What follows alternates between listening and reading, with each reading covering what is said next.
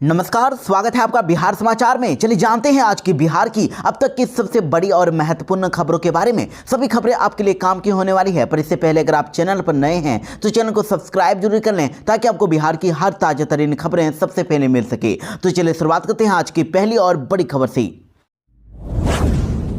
बिहार के 66,000 शिक्षक अभ्यर्थियों के लिए बड़ी खुशखबरी। होली से पहले मुख्यमंत्री नीतीश देंगे बड़ा गिफ्ट।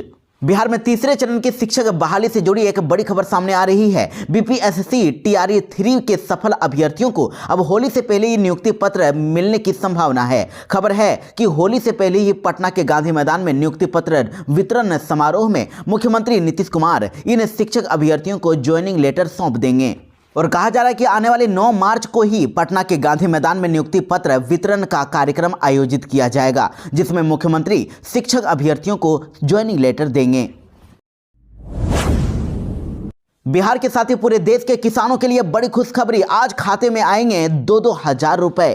प्रधानमंत्री नरेंद्र मोदी आज बिहार के भागलपुर में किसानों से संवाद कर रहे हैं। देश भर के किसानों को 20,000 करोड़ की योजनाओं की सौगात देंगे और इसके साथ ही पीएम मोदी किसान सम्मान निधि योजना की 19वीं किस्त को भी जारी कर रहे हैं। पीएम मोदी के द्वारा 19वीं किस्त जारी करने के साथ ही किसानों के खाते में 2-2 हजार रुपए ट्रांसफर कर दिए जाएंगे। लेकिन इससे पहले आपको यह भी बता दें कि बिहार के किसानों ने अब प्रधानमंत्री किसान सम्मान निधि योजना से मिलने वाली राशि को बढ़ाने की भी मांग कर दी है। पीएम किसान के बिहार दौरे से पहले बिहार के किसानों ने पीएम मोदी से यह मांग की है। उन्होंने कहा है कि इस योजना के तरफ से मिलने वाली 6,000 रुपए की राशि को बढ़ाकर 10,000 रुपए कम से कम कर दिया जाए, जो ज्यादा बेहतर रहेगा, क्योंकि आज की तारीख में महंगाई बढ़ गई है। इसलिए खेती बाड़ी से संबंधित उपकरण मशीनें खरीदने में काफी परेशानियों का सामना करना पड़ता है। ऐसे में यह बेहतर रहेगा कि इस योजना के तहत मिलने वाली राशि को बढ़ा दिया जाए। तो ऐसे में अगर आप भी एक किसान हैं और पीएम मोदी से आप भी ऐसे ही मांग करते हैं तो कमेंट में जरूर ही बताएं। मुख्यमंत्री नीतीश कुमार बिहार की छात्राओं को देंगे बड़ा तोहफा। बिहार की 5 लाख लड़कियों को मिलेंगे 50-50 हजार रुपए। जी हां, बिहार में चुनावी साल में अब सरकार ने लड़कियों के लिए खजाना खोलने की तैयारी कर ली है। बिहार की करीब 5 लाख लड़कियों को 50-50 हजार रुपए की मदद दी जाएगी और मुख्यमंत्री बालिका प्रोत्साहन योजना के तहत ये मदद मिलेगी। देखिए, इस योजना के तहत ग्रेजुएशन यानी कि स्नातक पास लड़कियों को राज्य सरकार की ओर से 50-50 हजार रुपए की मदद मिलती है और यूनिवर्सिटी के द्वारा ग्रेजुएशन पास छात्राओं का रिजल्ट ऑनलाइन अपलोड किए जाने के बाद अब शिक्षा विभाग इस योजना का पैसा रिलीज करने की तैयारी कर रहा है। साथ ही योजना का लाभ पाने के लिए इच्छुक छात्राओं को आवेदन कर लिए अब शिक्षा विभाग बहुत ही जल्दी पोर्टल भी खोलने जा रहा है। जो भी इस बार नया ग्रेजुएशन पास हुई हैं या फिर जो छूट गई हैं, वो भी अब नए आवेदन पोर्टल खोलने के बाद आवेदन कर पाएंगी। आवेदन का अपलोड रिजल्ट के साथ वेरिफिकेशन के बाद पैसे देने की मंजूरी दी जाएगी और इसी महीने इन सभी छात्राओं के अकाउंट में पैसे आने की पूरी संभावना है। सभी छात्र छात्राओं के लिए मुख्यमंत्री नीतीश कुमार बड़े बड़े ऐलान कर रहे हैं। बिहार के कई जिलों में आज होगी बारिश। 40 किलोमीटर की रफ्तार से चलेगी हवा। मौसम विभाग ने जारी किया अलर्ट। बिहार में मौसम का मिजाज बदल रहा है। मौसम विभाग ने आज पूर्वानुमान जारी करते हुए राज्य के कई जिलों में बारिश और वज्रपात की चेतावनी जारी कर दी है। मौसम विभाग के मुताबिक आज उत्तर पश्चिमी, मध्य उत्तरी और उत्तर पूर्वी बिहार के कुछ जिलों में तेज हवाएं चलेंगी और वज्रपात की भी संभावना है। इन जिलों में 30 से 40 किलोमीटर प्रति घंटे की रफ्तार से हवाएं चल सकती है। तो देखिए, बिहार के कौन कौन से जिलों में आज मौसम विभाग ने अलर्ट जारी किया है। वो जिले हैं बिहार के सीतामढ़ी, मधुबनी, सुपौल, अररिया, किशनगंज, मधेपुरा, पूर्णिया, कटिहार, भागलपुर, बांका और जमुई। इन जिलों में मेघ गर्जन के साथ बारिश और आंधी तूफान का अलर्ट जारी किया गया है। मौसम विभाग ने इन जिलों के लिए येलो अलर्ट जारी किया है। वहीं इसके बाद 2 मार्च तक बारिश की कोई संभावना नहीं है। पूरे बिहार में मौसम शुष्क बना रहेगा। बिहार के युवाओं के लिए नौकरी ही नौकरी। देखिए, बिहार में नौकरी को लेकर जारी हुआ नया नोटिफिकेशन। बिहार के युवाओं के लिए बड़ी खुशखबरी है। नगर विकास विभाग में 663 गैर तकनीकी पदों पर जल्द ही बहाली होने वाली है। विभागीय मंत्री नितिन नवीन के आदेश पर विभाग ने अब 663 गैर तकनीकी पदों का सृजन करने का फैसला लिया है। इन बहाली के बाद अब बिहार के अंतर्गत गठित एकीकृत शहरी अभियंत्रण संगठन के 71 कार्यालयों का सुचारू रूप से संचालन किया जा सकेगा। यानी कि विभाग में 663 नॉन टेक्नीशियन पदों पर बहाली होगी और इसके अंतर्गत ऑफिस में उच्च वर्गीय लिपिक, लेखापाल, निम्न वर्गीय लिपिक, डाटा एंट्री ऑपरेटर और कार्यालय परिचारी जैसे पदों पर बहाली की जाएगी। देखिए, आपको बता दें कि बिहार के मुख्यमंत्री नीतीश कुमार ने 12 लाख सरकारी नौकरी देने का वादा रखा है और बिहार के सारे सरकारी विभागों में चुन चुनकर वैकेंसियां निकाली जा रही है और अब इस विभाग में बम्पर बहाली करने का ऐलान किया गया है। आपको बता दें कि खास बात यह है कि इस विभाग में मैट्रिक पास से लेकर ग्रेजुएशन करने वालों को मौका मिलेगा।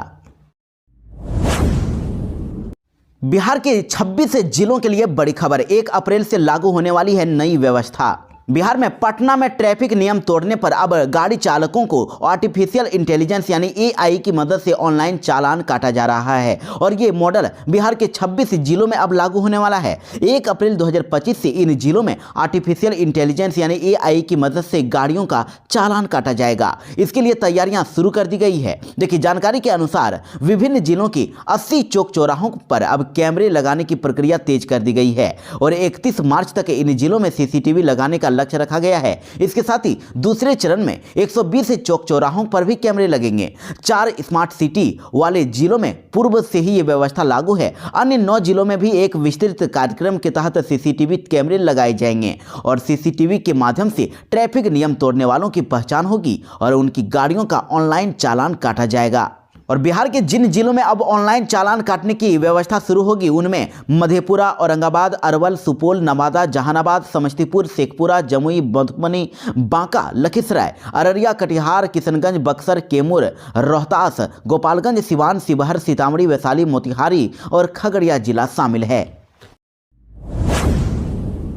तेजप्रताप यादव ने मुख्यमंत्री नीतीश के बेटे निशांत को दिया ऑफर, कहा आरजेडी ज्वाइन कर लो।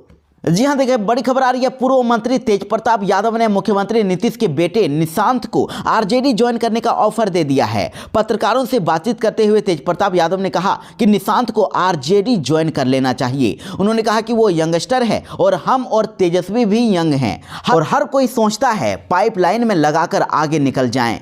और वहीं देखिए, इसके अलावा आपको यह भी बता दें कि गिरिराज सिंह ने निशांत की राजनीति में आने को लेकर बड़ा बयान दिया है। उन्होंने कहा कि राजनीति में उनका आना आश्चर्य की बात नहीं है। केंद्र मंत्री और भाजपा के फायर ब्रांड नेता गिरिराज सिंह ने नीतीश कुमार के बेटे निशांत का राजनीति में आने को सही बताया है। हर किसी को राजनीति में आने का अधिकार है। उन्होंने कहा कि देश के हर नागरिक को राजनीति करने का अधिकार है, इसमें कोई आश्चर्य की बात किसी को भी नहीं होनी चाहिए और आगे भी बिहार में डबल इंजन की ही सरकार रहेगी। पप्पू यादव ने धीरेन्द्र शास्त्री को बताया बंदर, कहा कि किस आगेश्वर बागेश्वर की बात करते हो।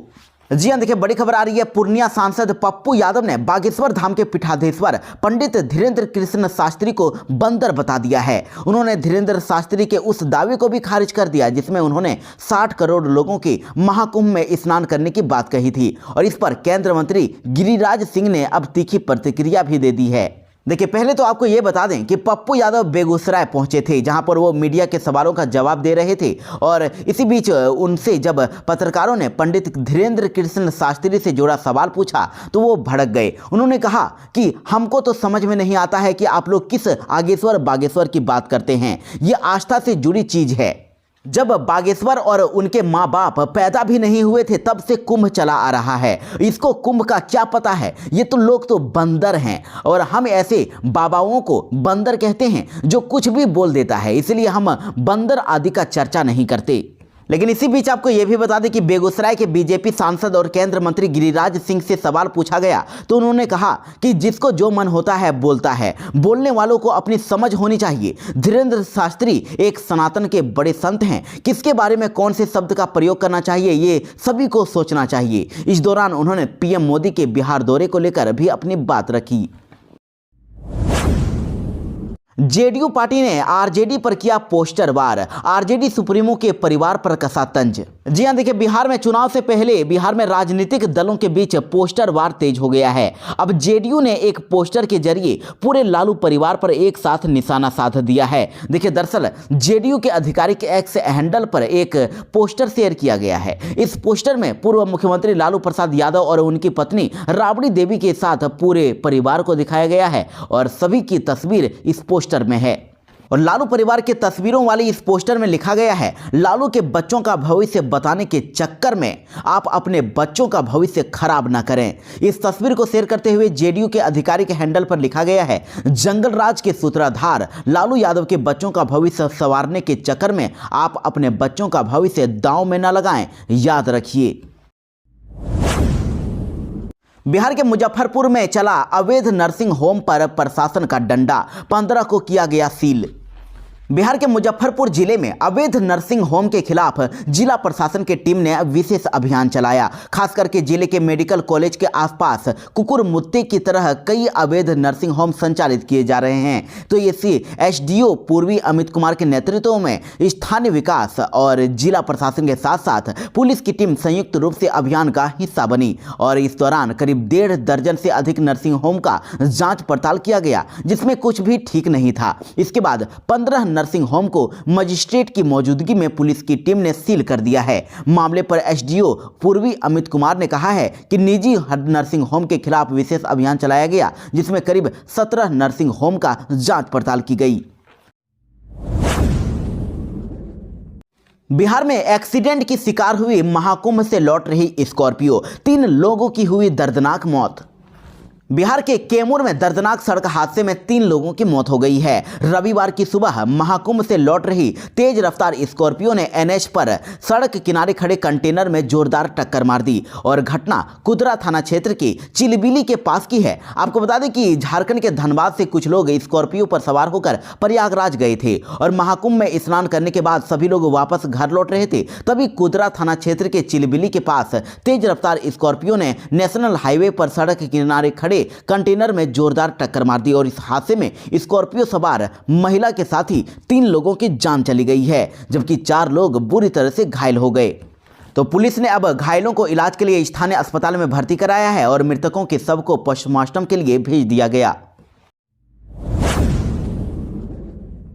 बिहार में महाकुंभ से लौट रही स्कॉर्पियो खड़ी ट्रक में घुसी, सीतामढ़ी के 7 लोग हुए जख्मी। जी हां, प्रयागराज महाकुंभ से श्रद्धालुओं को लेकर लौट रही स्कॉर्पियो बिहार के मुजफ्फरपुर में दुर्घटनाग्रस्त हो गई है। एक और बड़ा एक्सीडेंट हुआ है। रेवा रोड नेशनल हाईवे 722 में चमरुआ मंदिर के समीप शनिवार की देर रात की ये घटना है। इस हादसे में कार में सवार 7 लोग जख्मी हो गए, जिन्हें एसकेएमसीएच में इलाज के लिए भर्ती कराया गया और पुलिस ने गाड़ी को जब्त कर लिया है। सभी जख्मी सीतामढ़ी के रहने वाले हैं। बताया जा रहा है कि सड़क किनारे खड़ी ट्रक में स्कॉर्पियो ने जोरदार टक्कर मार दी। सभी कुंभ नहाकर अपने घर सीतामढ़ी लौट रहे थे और ड्राइवर को नींद आने की वजह से यह हादसा होना बताया जा रहा है। मुख्यमंत्री नीतीश कुमार को इतना डर, देखिए अपने ही वार्ड में मुख्यमंत्री के कार्यक्रम में पहुंचे पार्षद को पुलिस ने धक्के मारकर निकाला। सिलापट पर था नाम, फिर भी जलील हो गए।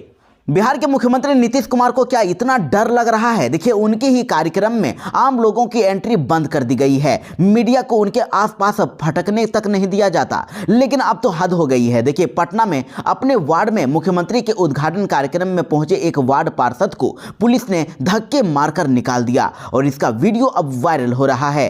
आपको बता दें कि यह मामला बेहद ही दिलचस्प है। मुख्यमंत्री जिस योजना का उद्घाटन करने के लिए गए थे उसके शिलापट पर वार्ड पार्षद का भी नाम था, लेकिन उन्हें मुख्यमंत्री को देखने तक का मौका नहीं दिया गया। वार्ड पार्षद चिल्लाते रह गए, मैं यहाँ का पार्षद हूँ, मेरा नाम शिलापट पर है। लेकिन पुलिस ने कुछ भी नहीं सुना और धक्के मारकर उन्हें मुख्यमंत्री के कार्यक्रम स्थल से निकाल दिया।